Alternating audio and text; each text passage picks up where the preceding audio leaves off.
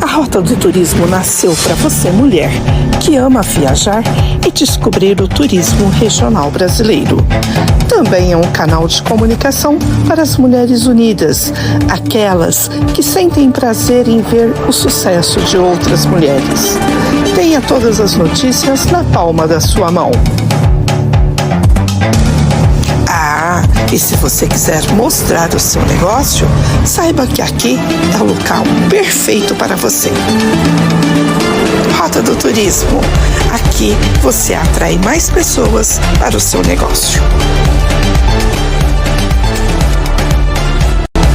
Rota do Turismo, o canal de comunicação do turista conectado.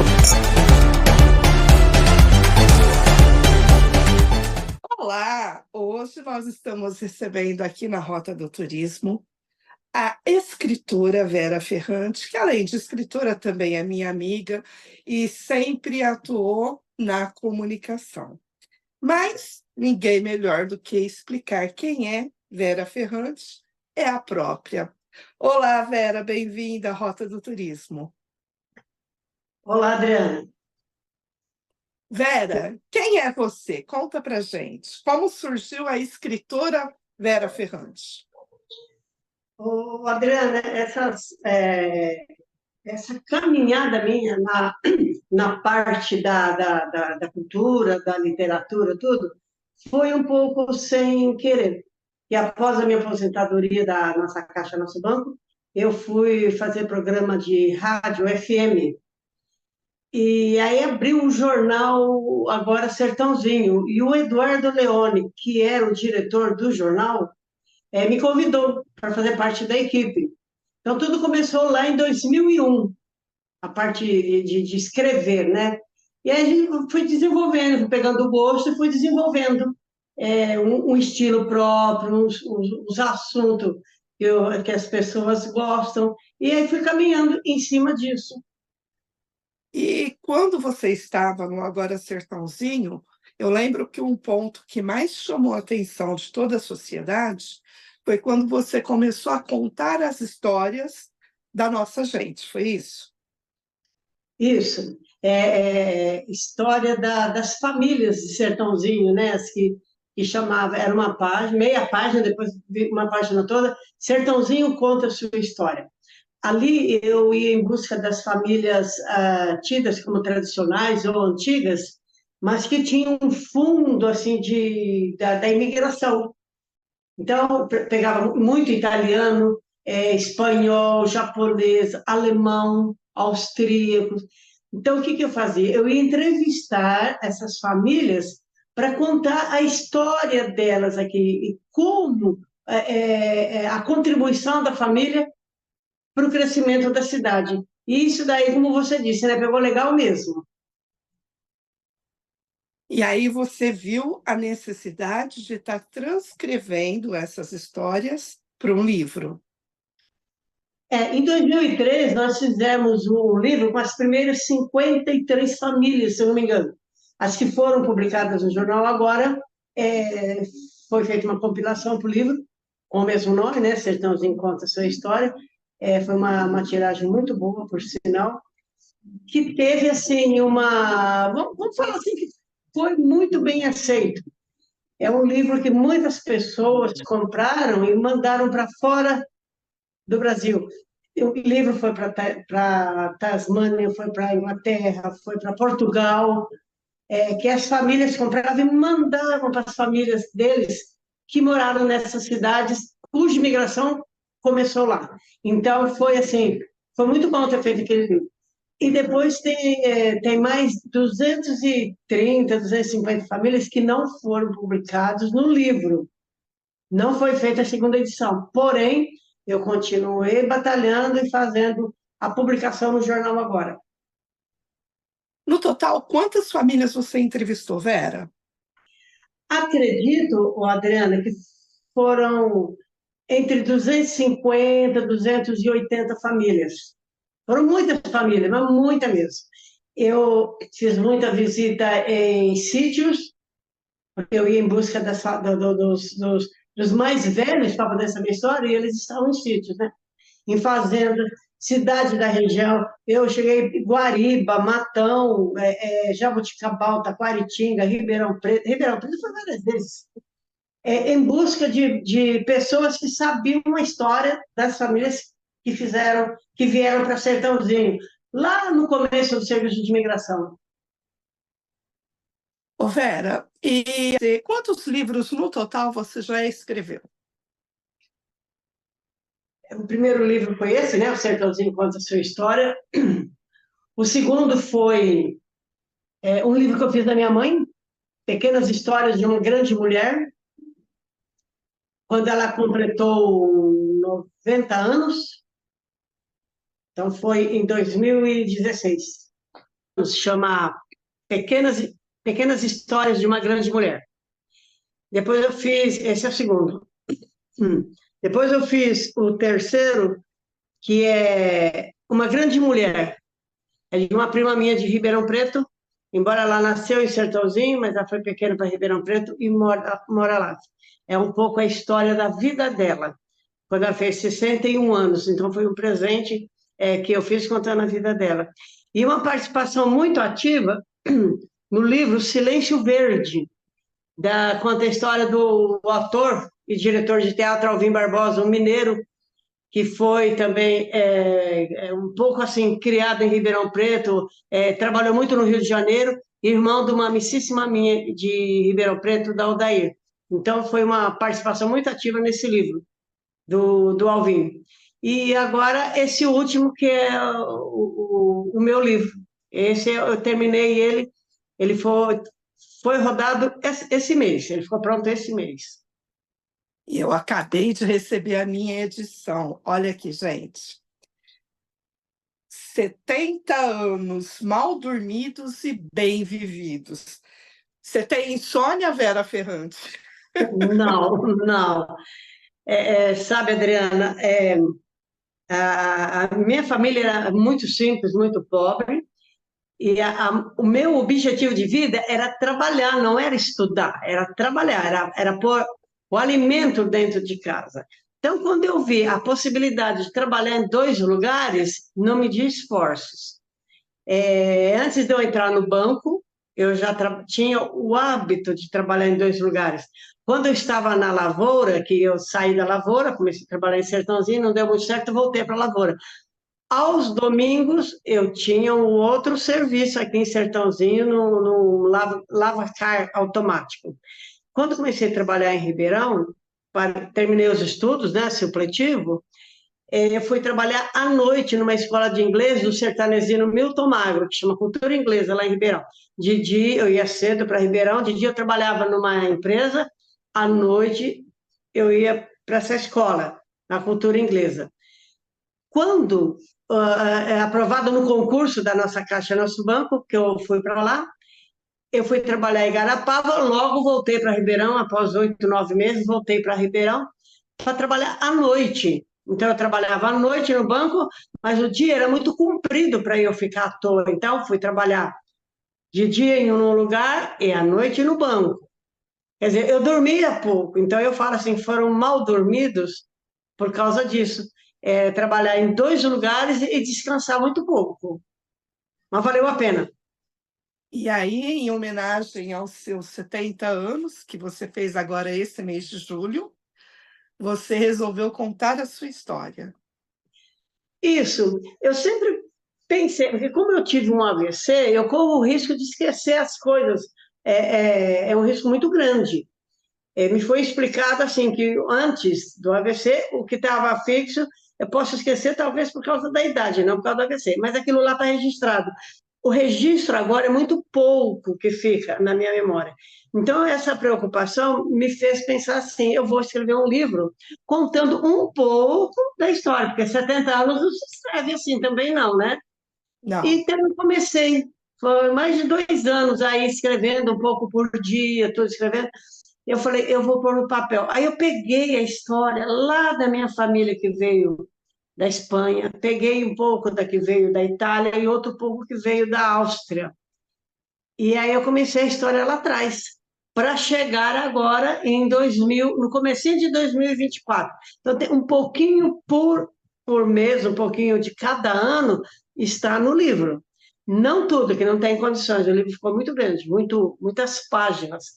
Mas eu tinha essa intenção mesmo, de fazer esse livro contando um pouco a minha trajetória. Bom, eu tive o privilégio de conhecer a Vera, e a Vera é sempre essa mulher. E uma coisa que sempre me chamou a atenção é que ela nunca escondeu suas origens. A Vera, ela começou a trabalhar como boia fria. Ela hoje é uma escritora e ela é uma integrante da Academia Sertanesina de Letras. A que você dedica e compartilha esse seu sucesso, Vera? Eu não sei se é sucesso, mas pelo menos eu gosto do que estou fazendo. Falando da academia, o Eduardo Leone, né, que era diretor lá do jornal, ele falou para mim, Vera, o vereador Nanico está reunindo algumas pessoas para fundar uma academia. Eu falei, por que você não vai lá? Vou, peguei e fui participar da reunião. Então, eu participei de todas as reuniões para a fundação da academia. Então, eu sou da equipe que fundou a Academia de Letras de Sertãozinho.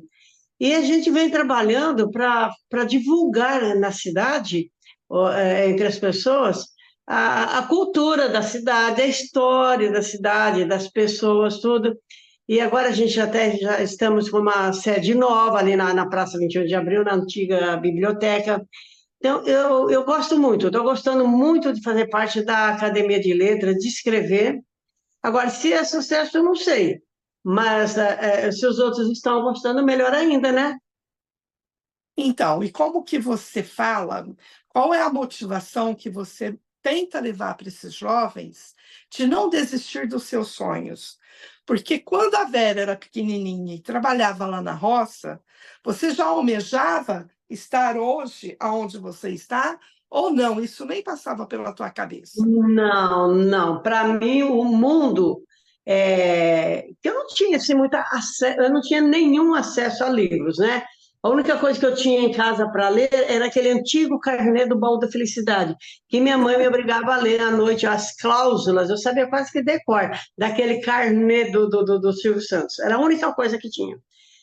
Então, eu acho assim, ó, o meu mundo era aquilo lá, era levantar de manhã, ir para a roça, voltar, tomar banho. Às vezes ouvir rádio, porque nem televisão tínhamos, né? Então, eu não tinha, eu achava que não tinha, assim, como crescer. Que eu fui trabalhar na roça, eu ia trabalhar na roça a vida toda. Como minha mãe trabalhou na roça e lavou roupa na casa das pessoas, aquela lá era a vida dela. Agora, as pessoas da cidade, eu achava assim, que começaram a trabalhar na cidade, então aquela era a vida delas. Aí eu senti que podia mudar. Eu falei assim, a gente pode mudar, né? Eu não estudei, parei de... fiz até a antiga sétima série, não terminei no Winston Churchill, mas aí eu falei, eu vou sair da roça, eu falei, vou tentar. Aí eu tentei trabalhar em Sertãozinho, em dois postos de gasolina, que eu adorava trabalhar nisso. Quando foi um dia, eu falei para minha mãe, eu estava cansada dessa vida de trabalhar em posto de gasolina. Aí ela ouviu no rádio que em Ribeirão precisava, na rua José Bonifácio 669, eu guardo todos esses detalhes. 669 Ribeirão Preto, que é perto do Mercadão, estavam precisando de funcionário. Aí eu peguei e fui para Ribeirão Preto. Fui com o endereço no papel e era ao lado da rodoviária, era só atravessar o rio, não tinha segredo nenhum, mas a gente não conhecia direito, né? E trabalhando em Ribeirão Preto, eu vi a chance de voltar a estudar. Eu falo que eu sempre fui empurrada pela minha mãe também. Ela falou para mim, por que que você não faz supletivo? Eu nem sabia o que era supletivo, mas é que minha mãe ouvia muito rádio. Então, ela já tinha ouvido falar isso, em supletivo. E uma amiga lá de Ribeirão foi na escola Dom Luiz do Amaral Mouzinho, pegou a informação, veio e falou para mim, Vera, lá tem vaga, por que que você não faz a matrícula? Eu fui fazer a matrícula. Então, eu voltei a estudar, e aí eu fui percebendo, Adriana, que eu era boa em redação, que, aliás, essa Aldair, que é a irmã do Alvin, que eu falei, que eu tive uma participação muito ativa no livro dele, ela foi minha professora de português e depois no colegial de inglês, no supletivo. Então eu percebi que eu gostava de escrever. E ela me elogiava, ela lia a minha redação para a classe toda, aquilo foi um incentivo, ela me deixava assim, com mais vontade de escrever ainda.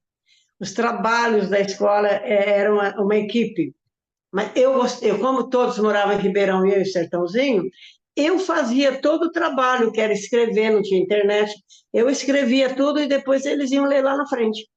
Então eu peguei gosto. Então foi aí que eu descobri que eu gostava de escrever, que eu tinha que aprender muita coisa e eu comecei. Estou até hoje. E nessa vida você deve ter enfrentado muitos desafios, né? Qual foi aquele que você falou, nossa, eu não vou aguentar mais? E que te serviu como uma válvula para falar assim, não, pera um pouquinho, eu aguento isso e muito mais. Foi o teu acidente ou não? Olha, você falou em acidente, eu lembrei de outro, que você está falando do acidente vascular, né? Eu tive Uhum. esse AVC. Isso aí, quando eu acordei do AVC, eu não sabia que eu tinha tido AVC. Então, foi um desafio, foi em 2001, foi uma coisa assim, muito forte na minha vida, na vida dos amigos, da família, né? Mas eu sobrevivi. Então, eu achei assim, que Deus estava me dando mais uma chance de continuar. Eu tive um acidente muito feio de moto também, logo que eu comprei a moto, em 1980 e alguma coisa lá, e 5, um acidente de moto também, e sobrevivi ao acidente de moto, que eu acho que também Deus me deu mais uma chance de vida. Você está parecendo gato? Então, depois eu passei pela Covid também, então, é outra chance que Deus me deu. Então, eu falo que eu já estou na quarta ou quinta vida, porque quando nenenzinha, eu já tive um alcimioto. Aquela época, quando eu nasci, que eu tive um alcimioto, a maioria das pessoas não sabem o que é isso, mas pode investigar na internet. Não, fala pra gente, o que que é isso? Olha, é uma doença que foi erradicada no Brasil e a criança, ela mama, mas o leite não alimenta a criança. E depois ela para de mamar. Então ela vai ficando raquítica. Como eu tinha o cabelo um pouco comprido e o rosto vai afinando, afinando, fica parecendo macaco. Então era conhecido como a doença do macaco. Tanto que simioto vem de Simeão, Simão, que é o macaco. Aham. Então é a doença do macaco. É assim, vamos dizer o apelido, porque a criança fica com feição de macaco. E minha mãe fala que eu fiquei. Fui curada com leite de égua. No livro tem essa história, você vai ler, você vai ver que emocionante que é para ir buscar o leite de égua. Então, quer dizer que eu tive também esse problema aí. Então, esses desafios foram para minha sobrevivência, para eu continuar vivendo, tá? É vida. Mas eu tive também o desafio em termos profissionais, que não foram poucos, para poder sair da lavoura, né? E a gente teve que enfrentar. Porque quando eu entrei, eu fiz um concurso, foi aprovada na nossa caixa, nosso banco, me mandaram para uma cidade a mais de 100 quilômetros de Sertãozinho. A minha irmã viajando, eu tinha medo de deixar minha mãe sozinha em casa. Então, quer dizer, foi um desafio também para eu encarar de ir embora da cidade e ficar lá a semana toda trabalhando e depois voltar. Isso foram 8, 9 meses. Também foi um desafio, ou seja, foi para sobrevivência profissional. Começou aí a minha. Vamos dizer que a saída da lavoura, para mim, eu tenho orgulho de falar que eu trabalhei na lavoura, não tenho vergonha nenhuma. Tanto que eu tenho a carteira até hoje, guardada, a carteira profissional. As que trabalharam comigo, quando eu entrei no banco, vamos voltar, quando eu entrei no banco, que eu levei os documentos, eu levei a carteira da lavoura, porque eu tinha que trazer as carteiras anteriores, eu levei. As colegas que trabalhavam comigo, quando saíram da lavoura e foram trabalhar de doméstica aqui na cidade, elas jogaram a carteira fora e tiraram uma outra carteira. Aquela lá elas tinham vergonha de mostrar. Eu não, eu gosto de mostrar. Por quê? Porque eu não nasci e fui trabalhar no banco. Eu tive muitos espinhos para chegar no banco. Aprendizados, né?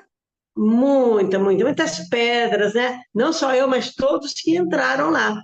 Tanto que é um concurso, quer dizer, para pegar os melhores, não, mas quem foi melhor na prova ali, né? Depois a gente vai acostumando com o trabalho e aprendendo mais coisas, mas valeu a pena. Bom, Vera, você deu um pedacinho, né, daquilo que a gente vai encontrar no teu livro. Tem muito mais história por aí? Ou a Tem. Vera fala, não, agora terminou esse livro, vou parar de escrever. Não, não, não. Já tem gente brincando comigo que eu para eu preparar um livro para fazer quando eu completar 100 anos. Eu falei, pega leve. Não é assim, não.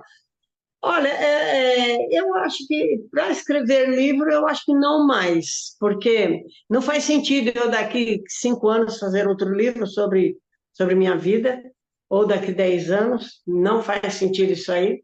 E para fazer uma história, contar a história de uma outra pessoa, eu acho que eu já não estou com muito pique para isso, não. Agora, no momento, não. Não. Quem vê a Mas Vera eu falando gosto. até pensa. Oi? Quem vê você falando até pensa. Mas eu gosto de escrever. Todo dia eu estou no computador. E eu não fico lendo só, vendo as coisas, não. Eu escrevo, sim. Eu gosto de me comunicar com os amigos, tudo por e-mail, eu gosto de escrever, eu reclamo por e-mail, nada, pouco telefone. Eu gosto de escrever. Mas para fazer outro livro, não sei. Se aparecer alguma coisa em termos de fazer alguma no jornal, alguma publicação, alguma matéria, eu até que vou, porque o gosto ainda está no sangue, né? Bom, e para finalizar, além de toda essa trajetória que a Vera tem, claro que o trabalho voluntário está no teu sangue. E a Vera também é uma integrante do Grupo Mulheres do Brasil. O que as mulheres podem contar com a Vera Ferrante? Adriana, eu sempre eu me coloco assim à disposição do grupo, procuro ser uma pessoa ativa, mas eu estou também atenta às minhas limitações. Porque eles falam assim, é aposentado, não faz nada. Não, o aposentado, parece que quando a pessoa aposenta, não tem mais tempo para nada. Começa a aparecer certos compromissos, aquele que a gente fica com pouco tempo. Então, como eu trabalhei muito, eu acho que eu trabalhei muito, assim como milhões de pessoas, né? Mas como eu trabalhei muito e eu viajava, passeava muito pouco, a minha mãe, pra você ter ideia, ela fez 15 viagens dentro de um ano. Um ano, ela fez 15 viagens, minha mãe. Eu nenhuma. Eu só trabalhava, porque eu queria trocar de carro, comprar moto, trocar de moto, comprar computador, tudo. Então, eu não passeava. E depois eu comecei, então, a passear. Então, voltando ao grupo das mulheres, eu procuro ajudar.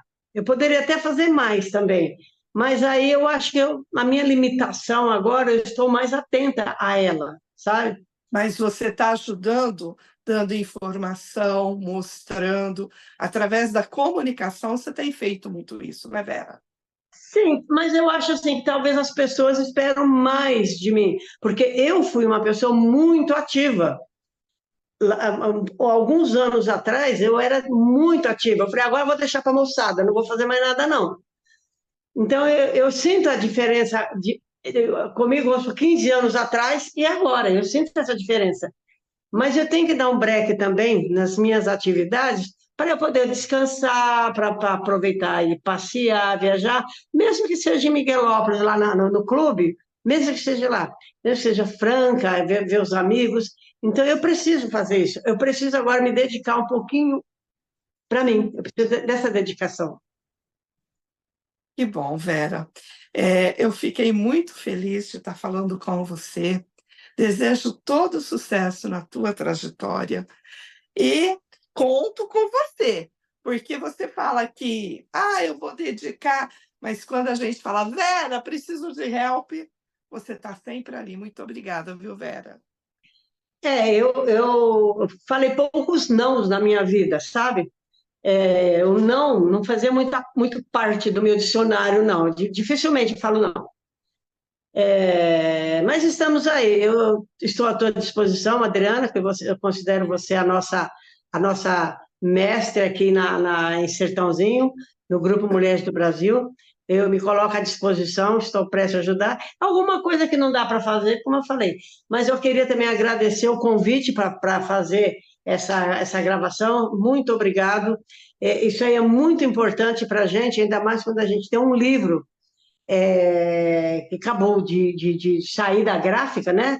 Que conta a história, é uma história isso daí, é uma caminhada. Então é muito importante esse convite que você me fez. E eu queria então agradecer você. Muito obrigado mesmo. Imagina, Vera, estamos juntas. Sucesso, viu? Obrigada.